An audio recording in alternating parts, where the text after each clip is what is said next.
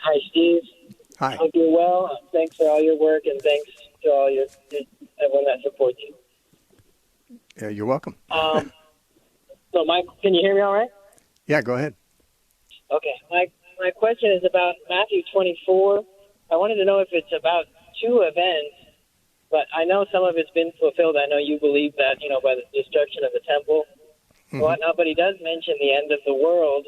And also him coming on the clouds, our Lord coming on the clouds. And I want to know if you believe that was a figurative or kind of apocalyptic language, or what you thought, if this has been fulfilled, when did he, the sound of the trumpet and all this, or are these two separate events that are mentioned in Matthew 24? Well, what do you think? Right. Well, Matthew 24 is Matthew's version of what we call the Olivet Discourse. And the Olivet Discourse occurred when the disciples asked Jesus when the temple would be destroyed. He had predicted that not one stone of the temple will be left standing on another. And they asked him really two questions. Really, when will that be? They wanted some kind of a time frame. And would there be any sign to warn them of it? Now, their question reads a little differently in the parallels in Mark and Luke. Mark 13 has the same discourse, and Luke 21 has the same discourse. And in those places, the disciples say, when shall these things be, and what sign will there be that these things are about to happen? So they're simply asking about the destruction of the temple and nothing else. What sign will there be that that's about to happen? When will it be? Now, in Matthew, it reads a little differently. In Matthew 24:3, their question is worded differently. It says, when shall these things be, which is the same as in Mark and Luke. But then the second part where it says, and what shall be the sign? Well, after that point, it changes. In Mark and Luke, it says, what shall be the sign that these things are about to take place? Which, of course, is asking again, what sign will there be that the temple's going to be destroyed that Jesus had just predicted? But in Matthew, it reads, what shall be the sign of your coming and the end of the age? Now, there's two ways that one could take that last part. Some people take it to mean they're referring to the literal end of the world and the visible second coming of Christ from heaven. Although that didn't happen when the temple was destroyed, so then we would expect the answer to be twofold. There'd be a time when the temple was destroyed, then there'd be another time, which is the end of the world. Now, another way to look at their question is that they're using the Jewish idioms. They were Jews, after all. And when they talk about your coming, that they were not necessarily speaking of what we call the second coming. There's a good argument for saying they weren't, because they didn't know about the second coming. They actually didn't know he was going to go away, and therefore they wouldn't know that he'd be coming back. They didn't know he was going away until he went away. So the idea that they would be asking about what we refer to as the second coming from our standpoint, we understand he went away and he'll be coming back.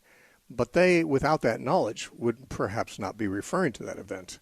And then end of the age, the King James says the end of the world, but in the Greek it's the end of the age. And many people think they're talking about the end of the Jewish age, which the destruction of the temple would in fact be the end of the present Jewish age in their time.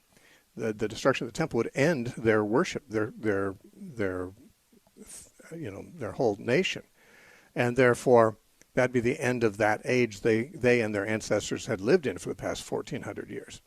So some feel that they're just using Jewish idioms to speak of a judgment, which the coming of God or the coming of Christ is an Old Testament term frequently used to refer to a judgment upon a nation. God came against Egypt. He came against Edom. He came against different nations when they were judged by armies and so forth. The prophets speak of it as him coming. So when Jesus describes the destruction of the temple, they might have been seeing this as him, not so much his second coming as we think of it, but the typical symbolic way that the prophets spoke of God coming in judgment, even though the second coming of Christ is something beyond that. Anyway, so there's questions there. Or did they ask him about two events, namely the destruction of the temple and, secondly, the end of the world? Or were they simply asking the same question, two questions about one thing? When will it be? What sign will there be? It's about to happen.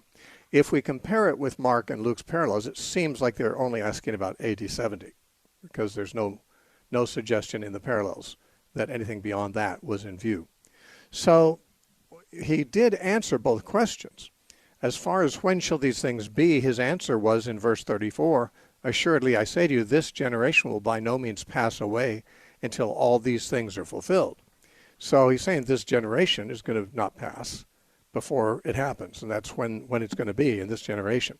By the way, some people have all kinds of different views of what he means by this generation, but one only has to look at the multiple times that the word generation is used in the Gospel of Matthew. For example, in Matthew chapter 1, when it says it was 14 generations from Abraham to David and 14 generations from David to Jeconiah and so forth, it's talking about generations just the way we think of them. And when he said this generation won't pass, he's saying it's going to happen in their generation. In another place in Matthew 16, he said, some of you standing here won't die, won't taste of death before you see this. So it's very clear that he is talking about that generation. The temple would be destroyed. He said in Matthew 23 that the judgment of all the blood of the righteous prophets from Abel to Zechariah would come upon them in that generation, which it did in AD 70. Now, as far as their other question, what sign will there be that it's about to happen? It's one thing to say, well, it's going to be in this generation. Well, that doesn't narrow it down very much because that's any time within the next 40, 50 years. Is there any sign that we'll know it's about to happen? Well, his answer to that is given in verse 15. Therefore, when you see the abomination of desolation spoken of by Daniel the prophet standing in the holy place, whoever reads, let him understand, then let those who are in Judea flee to the mountains. Why? Because it's about to happen. Because Jerusalem is about to be destroyed. Now, in Matthew, it records Jesus' actual words where he uses another Jewish idiom, this time from Daniel 9, which is in 9:27, where it talks about the abomination that makes desolate. Mark, in his parallel, uses the same expression. But Luke doesn't. Luke paraphrases it because Luke's writing for a Greek man who would not be familiar, his name's Theophilus, who would not be familiar with Hebrew idioms, so he clarifies it. Why give him a statement that will make no sense to him? So Luke knew what the abomination of desolation meant, and so he paraphrased it. He says, when you see, this is in Luke 21:20, when you see Jerusalem surrounded by armies, know that its desolation is near. So Jerusalem surrounded by armies is the abomination that brings desolation. And that happened, of course, in AD 70. So we see that the sign that it was about to take place was the coming of the Roman armies. The timing was going to be within that generation. Now, I believe that, therefore, this is initially, he talks to them about the destruction of Jerusalem and of the temple, which is how the whole discussion began. But after he says, this generation shall not pass away before all these things are fulfilled. Now, these things refers presumably to the things he's already just said. He says, then heaven and earth will pass away, verse 35, but my words will by no means pass away, but of that day and hour no one knows. Okay, he says, even my Father, only my Father knows. I don't know that. The angels don't know. No one knows. So he's just told them the destruction of the temple will be in this generation. And then he says, heaven and earth will pass away, but of that day and hour, no one knows. In my opinion, he's now addressing another judgment, the judgment of the world. Now, Paul said in Romans chapter 2 that everyone will be judged, but each in his own turn, the Jew first and also the Gentiles. Well, I believe the Jews were judged in AD 70. I think the Gentiles and the rest of the world will be judged when Jesus returns. And so, although they didn't ask about this part, Matthew, by the way, Mark and Luke don't do this, but Matthew adds material through the rest of chapter 24 and through chapter 25, which I believe is introduced by the statement, heaven and earth will pass away. And then he says, no one knows when that's going to be. And then he talks about one shall be taken, the other left, two sleep in the one bed. It'd be like the days of Noah. I believe that discussion is about the second coming of Christ in the future. So my view is that Matthew's version of the Olivet Discourse has the first part up through verse 34 is about AD 70 and the destruction of the temple. But what follows is about when heaven and earth are going to pass away at the coming of Christ. And it's interesting that Mark 13 and Luke 21 don't go into that second part. Matthew brings that material in from another place. There was a discourse Jesus gave in Luke chapter 17 about, I believe, the end of the world and his second coming. And Matthew brings that in to discuss this prediction that heaven and earth will pass away. I believe he brings in the material from Luke 17 to discuss that. So I think we've got both there. Now, even in the early part where he says this generation will not pass, you still have some language like you brought up where it says, they'll see the sign of the Son of Man appear in heaven. He'll send his angels with the sound of a great trumpet. They'll gather the elect and so forth. There's two ways this can be seen. Just like the second part of the disciples' question in verse 3 can be seen two different ways. This passage from verse 29 through 31 can also be seen two ways. One is that he is now looking beyond the destruction of Jerusalem to the end of the world and the second coming of Christ, in which case that would have to be treated as a parenthetical aside.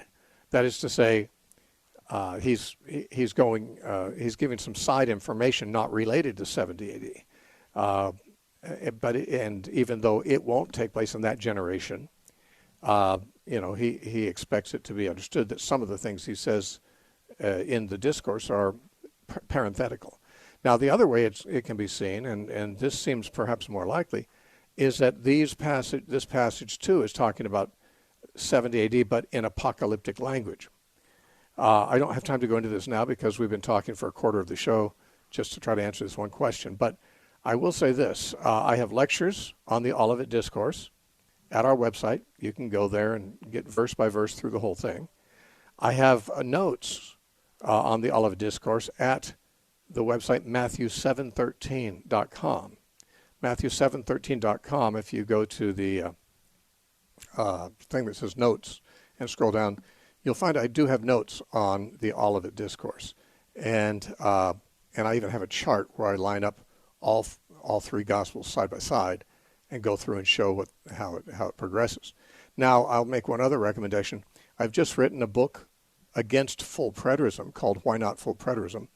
And I have a whole chapter in that where I have that chart on the Olivet Discourse and my commentary verse by verse through it. That book's not available yet, but it will be within a few months of now. I don't know when it's coming out, but eventually you can get more than I already have online about it. But at this point, you can already get my lectures on it, and I don't have time to keep all these people waiting to talk about it all through the whole hour. I hope that's helpful enough. All right, let's talk